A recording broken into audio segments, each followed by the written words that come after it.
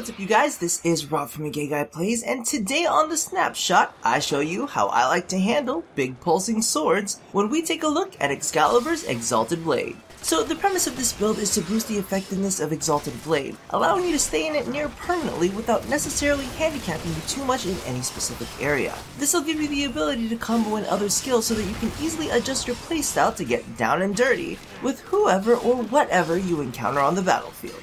Now, with his recent statistical changes, Excalibur has received a boost to his armor rating, combined with Exalted Blade's auto-block mechanic, as well as its ability to send out channeled blade waves that are capable of triggering Life Strike. This makes him a perfect candidate for a rage build.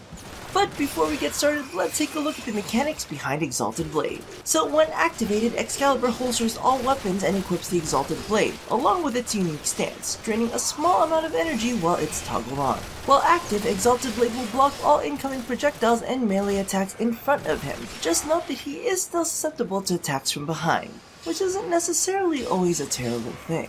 In addition, every melee attack will send out an energy wave that will travel forward approximately 40 meters, ignoring terrain and damaging all enemies caught in its path. Just be aware that a blade wave created while channeling will consume energy for each enemy it strikes, regardless of whether or not you're still channeling.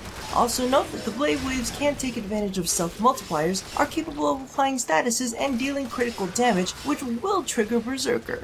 Note, as of update 16, blade waves no longer add to the melee counter. Now, when it comes to mods, Exalted Blade is affected by power strength and efficiency, as well as the steel charge aura. In addition, Exalted Blade, as well as the blade waves it creates, also adopts the mods equipped on your current melee weapon. It'll transfer over base damage mods, elemental combos, attack speed, critical, status, channeling, and even syndicate mods, as well as their syndicate effects. Note that after a little flip-flopping, this has been confirmed to be an intended effect by DE Steve himself. And just because I know that someone will ask, I believe the only things that don't carry over are throwing weapon mods. So, let's take a look at the snapshot. Now, clearly, me and Excalibur have had a sordid past, so my slots are a bit more complicated. However, on a standard Excalibur, all you'll need to add in is a V slot in the polarity as well as an additional D, because as we know, a second D is almost always welcome. It's when you get to the third and fourth D where shit starts to get a little out of hand. Now, as for the build, as you can see, it's a very simple rage build that focuses on efficiency, splashes some power strength, and adds in a little duration in order to keep Radial Blind feasible, as it will grant you that 4 times stealth damage multiplier. Now, honestly, Prime Flow is a bit optional and can be substituted for additional power strength or range. However, I quite like the ability to store up a lot of energy in case I want to toss out some Radial Blinds for some control or go on a bit of a slash-dash rampage. Steel Charge is also optional in case you can't be parted with your Energy Siphon, but just keep in mind that Energy Siphon is toggled off while Exalted Blade is toggled on. So if you plan on keeping up EB for extended durations, you may want to take a look at other options for auras.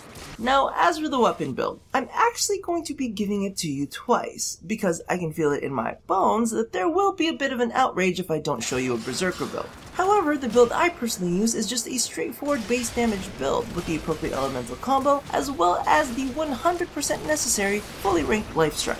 Now, the reason I prefer a base damage build is because of the fact that the general consensus on Exalted Blade is that its base critical chance is approximately 10%. Some say 5, some say 15, I'm gonna err on the side of caution and toss it in the middle. They have proven, however, that it has a 2 times crit multiplier, so it's not necessarily what I would consider a traditional crit weapon.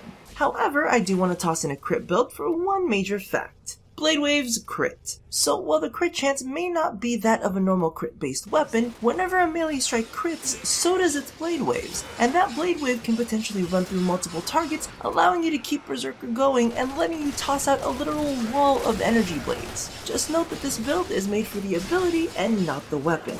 Now, here are a few last naughty bits that I want to touch on. Exalted Blade is affected by Excalibur's passive, giving him a bonus 10% damage and attack speed when equipped with a one-handed sword, dual swords, or a Nakana. In addition, its ability to be affected by, as well as trigger the effects found on Syndicate mods, turn this skill into a beast.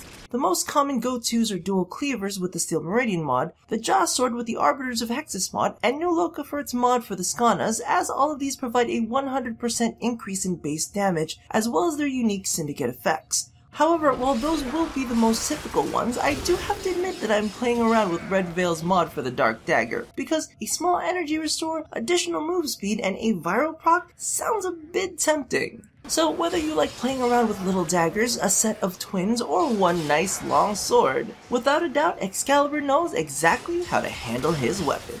So thank you all for watching another episode of The Snapshot. If you didn't catch it, be sure to check out my rundown on Excalibur Revisited, and for you fashion lovers, my Dress to Kill episode on Excalibur's Prisma skins. Now don't forget to do all the things that I ask you to do at the end of every one of these, and as always, stay tuned for more of Mr. Pancake Booty here at A Gay Guy Plays. Some days editing is easy, and then some days editing is a little bit like this. Or this. Or this.